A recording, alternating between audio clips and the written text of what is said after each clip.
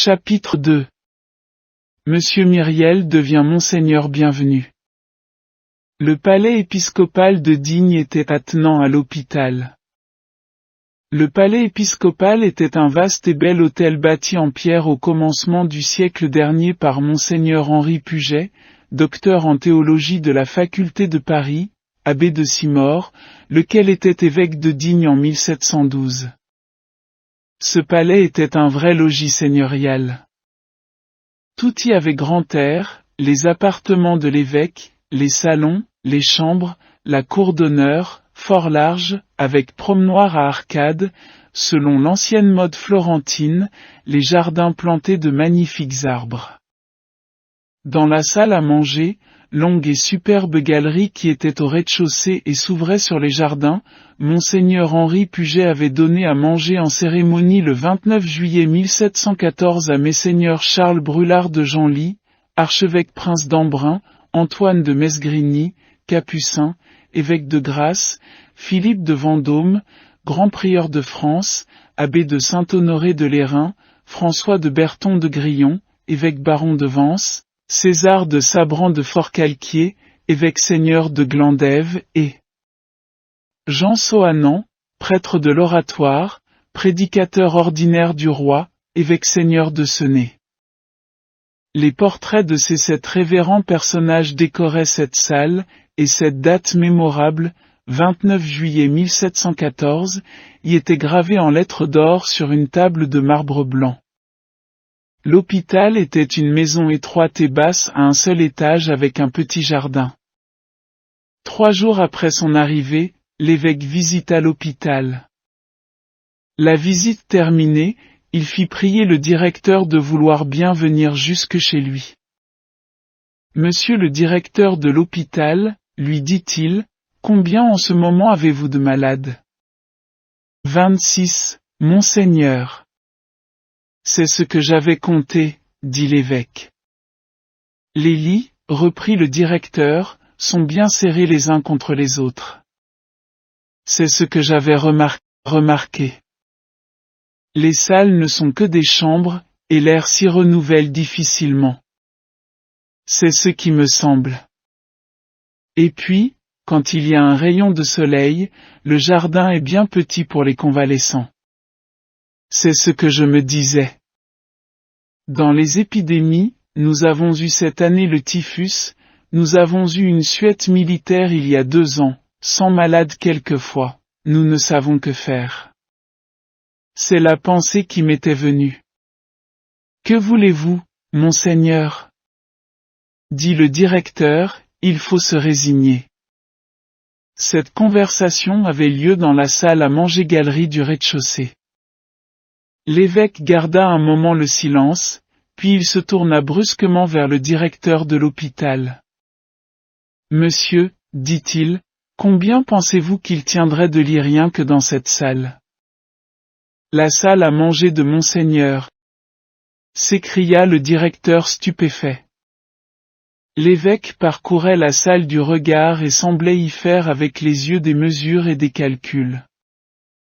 Il y tiendrait bien 20 lits, dit-il, comme se parlant à lui-même. Puis élevant la voix. Tenez, monsieur le directeur de l'hôpital, je vais vous dire. Il y a évidemment une erreur. Vous êtes 26 personnes dans 5 ou 6 petites chambres. Nous sommes 3 ici, et nous avons place pour 60. Il y a erreur, je vous dis. Vous avez mon logis, et j'ai le vôtre. Rendez-moi ma maison. C'est ici chez vous. Le lendemain, les 26 pauvres étaient installés dans le palais de l'évêque et l'évêque était à l'hôpital. Monsieur Myriel n'avait point de bien, sa famille ayant été ruinée par la Révolution. Sa sœur touchait une rente viagère de 500 francs qui, au presbytère, suffisait à sa dépense personnelle. Monsieur Myriel recevait de l'État comme évêque un traitement de 15 000 francs. Le jour même où il vint se loger dans la maison de l'hôpital, Monsieur Myriel détermina l'emploi de cette somme une fois pour toutes de la manière suivante. nous transcrivons ici une note écrite de sa main. Note pour régler les dépenses de ma maison. Pour le petit séminaire, 1500 livres. Congrégation de la mission, 100 livres. Pour les lazaristes de Montdidier, 100 livres. Séminaire des missions étrangères à Paris, 200 livres. Congrégation du Saint-Esprit, 150 livres. Établissement religieux de la Terre Sainte, 100 livres. Société de charité maternelle, 300 livres. En su, pour celle d'Arles, 50 livres. Œuvre pour l'amélioration des prisons, 400 livres. Œuvre pour le soulagement et la délivrance des prisonniers, 500 livres. Pour libérer des pères de famille prisonniers pour dette, 1000 livres. Supplément au traitement des pauvres maîtres d'école du diocèse, 2 000 livres. Grenier d'abondance des Hautes-Alpes, 100 livres. Congrégation des Dames de Digne, de Manosque et de Sisteron. Pour l'enseignement gratuit des filles indigentes, 1500 livres. Pour les pauvres, 6000 livres. Ma dépense personnelle, 1000 livres. Total, 15 000 livres. Pendant tout le temps qu'il occupa le siège de Digne, M. Myriel ne changea presque rien à cet arrangement. Il appelait cela, comme on voit, avoir réglé les dépenses de sa maison. Cet arrangement fut accepté avec une soumission absolue par mademoiselle Baptistine. Pour cette sainte fille, M. de Digne était tout à la fois son frère et son évêque, son ami selon la nature et son supérieur selon l'Église. Elle l'aimait et elle le vénérait tout simplement. Quand il parlait, elle s'inclinait, quand il agissait, elle adhérait. La servante seule, Madame Magloire, murmura un peu. M. l'évêque, on l'a pu remarquer, ne s'était réservé que 1000 livres, ce qui, joint à la pension de mademoiselle Baptistine, faisait 1500 francs par an. Avec ces 1500 francs, ces deux vieilles femmes et ce vieillard vivaient. Et quand un curé de village venait à Digne, M. l'évêque trouvait encore moyen de le traiter, grâce à la sévère économie de Madame Magloire et à l'intelligente administration de mademoiselle Baptistine. Un jour il était à Digne depuis environ 3 mois et l'évêque dit. Avec tout cela je suis bien gêné. Je le crois bien. S'écria Madame Magloire, Monseigneur n'a seulement pas réclamé la rente que le département lui doit pour ses frais de carrosse en ville et de tournée dans le diocèse. Pour les évêques d'autrefois c'était l'usage. Tiens, dit l'évêque, vous avez raison, Madame Magloire. Il fit sa réclamation. Quelque temps après, le Conseil général, prenant cette demande en considération, lui vota une somme annuelle de 3000 francs, sous cette rubrique, allocation à M. l'évêque pour frais de carrosse, frais de poste et frais de tournée pastorale. Cela fit beaucoup crier la bourgeoisie locale, et, à cette occasion, un sénateur de l'Empire, ancien membre du Conseil des 500 favorable aux 18 Brumaire et pourvu près de la ville de Digne d'une sénatorerie magnifique, écrivit au ministre des Cultes, M. Bigot de Préameneux, un petit billet irrité et confidentiel dont nous extrayons ces lignes authentiques. Des frais de carrosse ? Pourquoi faire dans une ville de moins de 4000 habitants? Des frais de poste et de tournée? À quoi bon ces tournées d'abord? Ensuite, comment courir la poste dans un pays de montagne? Il n'y a pas de route. On ne va qu'à cheval. Le pont même de la Durance à Château-Arnoux peut à peine porter des charrettes à Béuf. Ces prêtres sont tout ainsi.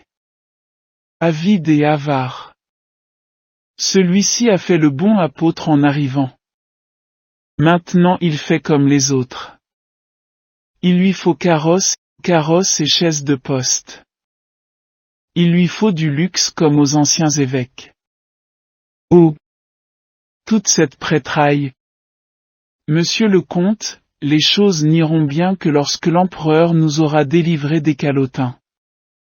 À bas le pape! Les affaires se brouillaient avec Rome.